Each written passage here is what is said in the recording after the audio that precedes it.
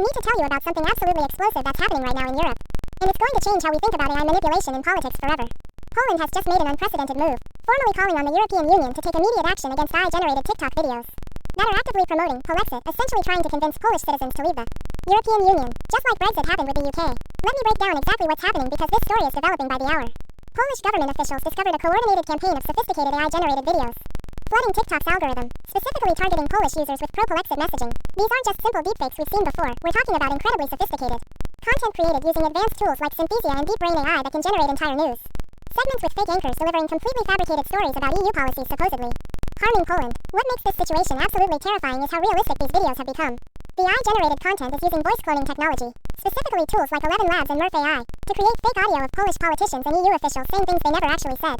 I'm talking about videos where you see what appears to be European Commission President Ursula von der Leyen announcing fictional policies that would devastate Polish agriculture, or fake Polish Prime Minister Donald Tusk supposedly admitting that EU membership was a mistake.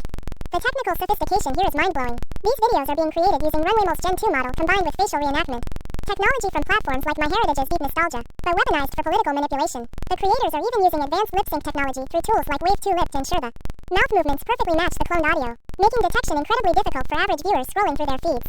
Here's why Poland is absolutely panicking about this, and why you should be too. The timing of this campaign is suspicious as hell. We're seeing a massive surge in these AI-generated Polexit videos right as Poland is dealing with internal political tensions over EU regulations on judicial reforms and LGBTQ rights.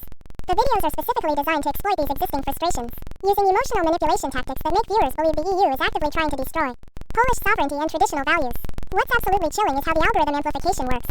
These AI-generated videos are being strategically released during peak engagement hours, using